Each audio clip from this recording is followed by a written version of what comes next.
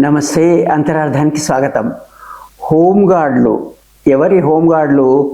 మనం పోలీస్ స్టేషన్కు వెళ్ళినప్పుడు కనిపించేవాళ్ళు, లేదా ట్రాఫిక్ నియంత్రిస్తూ కనిపించేవాళ్ళు, పోలీస్ స్టేషన్లలో ఎక్కువగా ఉండేవాళ్ళు. వీళ్ళంతా పోలీసులో భాగమా? వాళ్ళు పోలీసులకు సహాయకారులా, లేక పోలీస్ కానిస్టేబుల్ దానికి సమాన స్థాయి పోలీసు ఉద్యోగులా?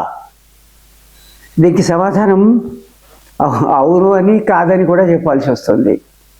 కాదు. ఎందుకు కాదంటే, హోంగార్డ్స్ అంటే ఎవరు? పోలీస్ వాళ్ళైతే పోలీస్ కానిస్టేబులేను, ఇతరత్ర అనేక ర్యాంకులు ఉన్నాయి కదా పోలీసులో. కానిస్టేబుల్ నుంచి మొదలైతే constable, head constable, assistant sub inspector, circle inspector, DSP వగైరా, ఇవన్నీ మీకు తెలిసిన విషయాలే. అట్లా ఏదో ఒక ర్యాంక్ ఉండేది, అది లేకుండా హోంగార్డ్ అని అన్నారు కదా. కనుక హోంగార్డులు పోలీసులు కారు. ఎవరు మరి హోంగార్డులు? కొద్దిగా మనం వీళ్ళ చరిత్ర తెలుసుకోవాల్సి ఉంటుంది, వాళ్ళు ఎవరు అనేది. ఎందుకంటే వాళ్ళ అవస్థలు చాలా ఘోరంగా ఉన్నాయి. వాళ్ళు ఒక రకమైన అవుట్సోర్సింగ్ పనివారిలాగా ఉన్నారా? వారికి సమాన వేతనాలు ఉన్నాయా లేవా? వాళ్ళ వ్యధలు ఏంటి తెలుసుకోవాలంటే అసలు వాళ్ళు ఎవ్వరు అనేది తెలుసుకోవాల్సిన అవసరం ఉంది. కనుక క్లుప్తంగా ఆ విషయాన్ని ఒక్కసారి మన దృష్టి అటు మరల్పడానికి ఈ వీడియో. ఎందుకంటే మనం ఎప్పుడు పోలీసులు అంటే ప్రజలకు వ్యతిరేక భావము, దానికి ఉన్నటువంటి నేపథ్యం అదంతా మనకు తెలుసు. కానీ ఒక మాట పోలీసులు అంటుంటారు, అది నిజంగా వాస్తవమే. మీరు హాయిగా ఇళ్లలో నిద్రపోగలిగినారంటే, పోలీసులు నిద్ర లేకుండా రాత్రిళ్ళు గస్తీ తిరిగి మన పైన దొంగలు దుర్మార్గుల దాడి జరగకుండా కాపాడుతారు, చూసుకుంటారు. ఈ పోలీసుల్లో మనం అంతర్భాగంగా కనిపిస్తున్నటువంటి వాళ్ళు ఈ హోంగార్డుల పాత్ర కూడా ఉంది. కనుక ఒకసారి మొత్తం పోలీసు వ్యవస్థ కాకపోయినా హోంగార్డుల గురించి తెలుసుకుందాం అనేటువంటిది ఈ వీడియో ప్రయత్నం. చరిత్ర అన్నాం మనం. 2వ ప్రపంచ యుద్ధ కాలంలో బ్రిటిష్ ఆర్మీకి సహాయం చేయడానికి కాను 1940లో మనం జాగ్రత్తగా తెలుసుకుందాం, లోకల్ డిఫెన్స్ వాలంటీర్స్, ఎల్డివిలు అనే వాళ్ళని ఏర్పాటు చేసుకున్నారు. యుద్ధం చేసే సైనికులు యుద్ధభూమిలో ఉన్నట్టయితే దేశంలో ఉన్నటువంటి ప్రజలను కాపాడుకోవడానికి ఒక వాలంటీర్ యాక్సిలరీ ఫోర్స్ లాగా, అంటే స్వచ్ఛందంగా సహాయకారిగా వచ్చే ఒక ఫోర్స్ లాగా ప్రజలకు సహాయం చేయడానికి కాను ఈ ఎల్డివి ఏర్పాటు చేయడం జరిగింది 1940లో. ఈ ఎల్డివిలని అదే సంవత్సరం కొన్ని నెలల తర్వాత హోంగార్డ్ అనే నామకరణం జరిగింది. సరే, బ్రిటిషు, ప్రపంచ యుద్ధాలు, యునైటెడ్ కింగ్డమ్ అది పక్కన పెడదాం. భారతదేశంలో 1946లో శాంతి భద్రతలకు భంగం కలుగుతున్నప్పుడు, దాడులు జరుగుతున్నప్పుడు వాటిని ఎదుర్కోవడానికి బ్రిటిష్ కాలంలోనే 1946లో, ఇప్పుడు మనం ముంబై అంటాము, బాంబే ప్రావిన్స్, బ్రిటిష్ ప్రావిన్సెస్ ఉన్నాయి కదా, అక్కడ హోంగార్డ్ వ్యవస్థ ఏర్పాటు చేయడం జరిగింది. అక్కడ ఇదే పని కోసం ఒక వాలంటరీ ఆక్సిలరీ ఫోర్సు, ఇటు పోలీసులకు అటు సైనిక దళాలకు సహాయకారిగా దేశ భద్రత కోసం పనిచేసే వ్యక్తులుగా, స్వచ్ఛందంగా వచ్చేటువంటి దేహ దారుఢ్యం కలిగిన యువకులను, ప్రజలను, అంటే ప్రజల్లో ఎవరు?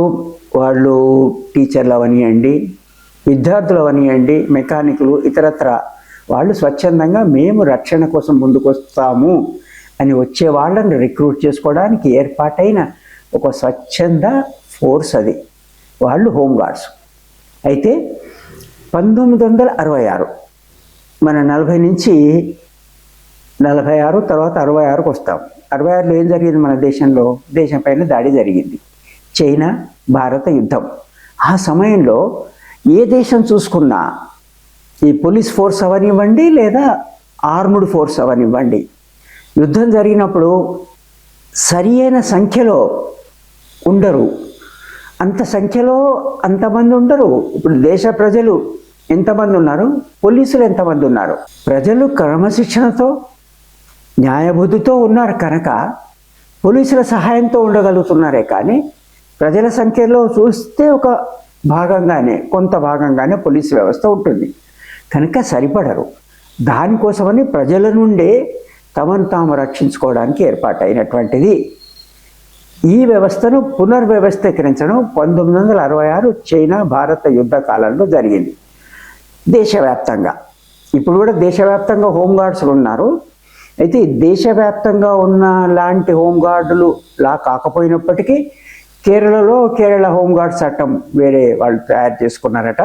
అందుకోసం కేరళలో తప్ప అని మనం అనొచ్చు. దేశవ్యాప్తంగా హోంగార్డ్స్ ఉన్నారు.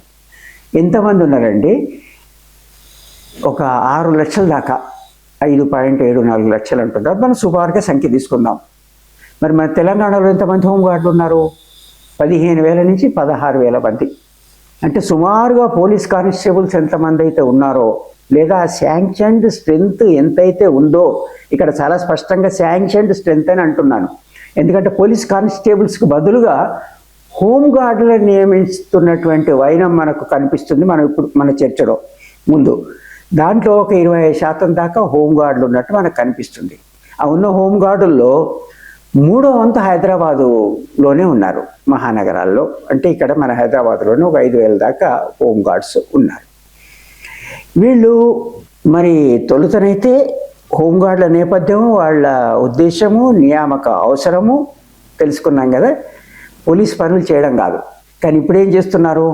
పోలీసులు చేసేటువంటి పనులు రక్షణ, లా అండ్ ఆర్డరు, ట్రాఫిక్ నియంత్రణ, ఇతరత్ర అనేక పనులు చేస్తున్నారు. మన ప్రొఫెసర్ కోదండరాం గారు ఇప్పుడు ఎమ్మెల్సీ గారు కదా, వీరికైతే అసలు ఏ పని చేయాలి అనేది లేదు. ఒక జాబ్ చార్టు, ఒక వర్క్ చార్టు అని ఉంటుంది, అట్లాంటిది ఏం లేదు అంటున్నారు. చార్ట్ అనేది ఉంటుంది ప్రతి ఒక్కరికి. నేను లెక్చరర్గా పనిచేసిందంటే నాకు వర్క్ చార్ట్ ఉంటుంది, నేను ఏమేం చేయాలి అని. అవన్నింటినీ నేను పరిపూర్తి చేయకపోతే నా మీద చర్య తీసుకోవచ్చు. వీళ్ళకు వర్క్ చార్ట్ అనేది లేదు. ఏ పని చెప్తే ఆ పని, ఎక్కడ పడితే అక్కడ వాడుకోవటం అనేది జరుగుతూ ఉంది. ఇది దుర్మార్గం. ఇట్లాంటి యొక్క వెట్టి వ్యవస్థ అనేది అంతమైపోవాలి. ఇది వెట్టి తప్ప మరొకటి కాదు. ఇట్లాంటి వెట్టి వ్యవస్థ అంతం కావాలి. ఇట్లాంటి వెట్టి ఉండటం వల్లనే ఇట్లాంటి ఆత్మహత్య ఆ యత్నాలు జరుగుతూ ఉన్నాయి. అవి జరగకుండా ఉండాలంటే ఆ ప్రయత్నం చాలా సీరియస్గా రిఫార్మ్ జరగాలి. వేదనకు గురైన ఒక హోంగార్డు ఆత్మహత్య ప్రయత్నం చేసుకున్న సందర్భంలో ఆయన మాట్లాడింది. వీళ్ళ అర్హతలు, నియామకము 10వ తరగతి ఉండాలి, తర్వాత దేశవ్యాప్తంగా కూడా 18 ఏళ్ల నుంచి 50 ఏళ్ల లోపు వాళ్ళని నియమించాలని. అక్కడక్కడ నిబంధనలు వేరువేరుగా ఉంటూ ఉండొచ్చు కాక అవి. తర్వాత దేహ దారుఢ్యానికి సంబంధించిన పరీక్షలు, రాత పరీక్షలు, ఇతరత పరీక్షలు ఒక్కో రాష్ట్రంలో ఒక్కో రకంగా. పోలీస్ కానిస్టేబుల్ లాగానే వీళ్ళకి అన్ని అర్హతలు చూసుకొని వాళ్ళ నియామకం జరుగుతుందని చాలా స్పష్టంగా ఆంధ్రప్రదేశ్ అసెంబ్లీలో ఒక బీజేపీ ఎమ్మెల్యే గారు చెప్తున్నారు. చూడండి, వాళ్ళు సెలక్షన్ కూడా ఇంటర్వ్యూస్ చేసి రిటర్న్ టెస్ట్ పెట్టి అన్ని విధాలుగా కూడా ఏదైతే పోలీస్ కానిస్టేబుల్స్ సెలక్షన్స్ ఉంటాయో ఆ విధంగానే సెలక్షన్ చేసుకోవడం జరిగింది అధ్యక్ష. ఇప్పుడు వాళ్ళ దురదృష్టం ఏంటంటే అధ్యక్ష, వాళ్ళకి ప్రమోషన్స్ ఉండవు అధ్యక్ష. అట్లాగే ఏదైనా 2 రోజులు 3 రోజులు ఏదైనా అనారోగ్యం కారణంతో సెలవు పెడితే అప్పుడు కూడా జీతాలు ఇవ్వరు అధ్యక్ష, పెన్షన్ ఉండదు అధ్యక్ష, హెల్త్ స్కీమ్ లేదు అధ్యక్ష, యూనిఫారం అలవెన్స్ కూడా ఉండదు అధ్యక్ష, ప్రావిడెంట్ ఫండ్ కూడా ఉండదు అధ్యక్ష. వాళ్ళకి ఏదైనా ఎక్కడ పని చేయాలన్నా 24 అవర్స్ డ్యూటీలో వాళ్ళు అందుబాటులో ఉంటూ, వర్షం వస్తే తడిసిపోతూ, ఎండ వస్తే ఎండిపోతూ, అయినా కూడా వాళ్ళకు అన్యాయం జరుగుతుంది, వాళ్లకు ఏ రకమైన సాంఘిక భద్రత లేని పరిస్థితి అని వారు వాపోయారు. చూశారు కదా. తర్వాత కేంద్ర మంత్రి, గౌరవనీయ మంత్రి కిషన్ రెడ్డి గారు తొలి నుండి హోంగార్డులకు జరుగుతున్నటువంటి అన్యాయాల గురించి మాట్లాడుతుంటారు. వారు చెప్పిన విషయం, సౌకర్యము ఆదివారము వేతనంతో కూడినటువంటి సెలవు, మహిళా హోంగార్డులకు ప్రసూతి సెలవులు, ఈ రకమైనటువంటి కనీస సౌకర్యాలు ఈరోజు ప్రైవేట్ సెక్టార్లో పనిచేసేటువంటి సెక్యూరిటీ గార్డులకు ఉన్నటువంటి సౌకర్యాలు కూడా హోంగార్డులకు లేవు. అంటే ఇక్కడ మనకు రాజకీయ నాయకులు చెప్పింది, పత్రికల్లో కనిపించింది, వాస్తవాలైంది. అసలు ఈ బాధలు వ్యధలు ఎంత ఉన్నాయనేది పోలీసు వారికే తెలుస్తుంది. ఈ బాధలు అనుభవిస్తున్నటువంటి హోంగార్డ్స్కి ఎక్కువగా తెలుస్తుంది. కానీ బయట నుంచి మనం చూసినా కూడా 15-16 గంటలు పనిచేయడం, వీళ్ళు వేతనాలు సరిగ్గా లేకపోవడము, ఆ దుస్థితి ఎట్లా ఉందనేది గౌరవనీయులు కిషన్ రెడ్డి గారు చెప్పిన మాట. వాళ్ళకి సెలవులు లేవట. రోజు వారి వేతనం పైన, రోజు వేతనం, వేజెస్, నెల జీతం కాదు, రోజు కూలి. ఆ మాట అనడం మంచిది కాదు, కానీ వాళ్ళకి ఇస్తుంది రోజువారీ వేతనం. ఆ రోజువారీ వేతనం ఇవ్వడము, ఏ రోజైనా పనికి హాజరు కాకుంటే ఆ రోజు వేతనం రాదు. అంటే నిత్య కూలి పైన పనిచేస్తున్నటువంటి వ్యవహారం. పనులు మాత్రం చూస్తే ఇతర పోలీసుల్లాగానే వాళ్లకు అన్ని పనులు ఉంటాయి. కొంత ఎక్కువగా ఉన్న వైనం కూడా, ఎందుకంటే కింది స్థాయిలో ఉన్నారు, అందరు చెప్పిన అన్ని పనులు వినాలి, ఉద్యోగ భద్రత లేదు, 3 ఏళ్ల నుంచి 5 ఏళ్ల దాకా వీళ్ళని ఏదో రిక్రూట్ చేసుకోవచ్చు అనేటువంటిది సిద్ధాంతము. కానీ అటు ఇటుగా ఎక్కువ కాలం కూడా, తర్వాత 50 ఏళ్ల వయసు ఉన్న వాళ్ళని కూడా చేసుకుంటున్నారని చెప్తున్నారు. చూడండి, వీళ్ళకు ఉద్యోగానంతా భద్రత లేదు, వాళ్ళకి కావాల్సిన ఉద్యోగ భద్రత లేదు, సరి అయిన వేతనాలు లేవు, సౌకర్యాలు లేవు, సెలవులు లేవు. మరి వాళ్ళ కుటుంబంకి వీళ్ళే ఆసరాగా వాళ్ళు ఎట్లా? మరి ఇది కొనసాగుతుందా? వీళ్ళని ఏమైనా రెగ్యులరైజ్ చేసుకుంటారా? ఆ భరోసా ఏం లేదు. అంటే దీన్ని బట్టి మనకు చూస్తే ఏమర్థమవుతుంది? హోంగార్డుల వ్యవస్థ, వాళ్ళ అవస్థ ఈ అస్తవ్యస్తంగానే ఉంది కదా. ఏదో చేయాలి కదా, వాళ్ళు దేశ పౌరులే కదా, పౌరులందరికీ సమాన హక్కులు ఉండాలని మన రాజ్యాంగం చెప్తుంది కదా. వేతనాల విషయంలో కానీ, వారి భృతి విషయంలో కానీ, సామాజికంగా వాళ్ళకు ఉండాల్సినటువంటి గౌరవం విషయంలో కానీ ఇతరులతో సమానంగా ఉండాలి, వారి బతుకులు గడుస్తూ ఉండాలి. విపరీతమైన నిరుద్యోగిత ఉన్న కారణంగా విద్యావంతులు ఏ ఉద్యోగం దొరికితే ఆ ఉద్యోగానికని వస్తున్నారు కదా.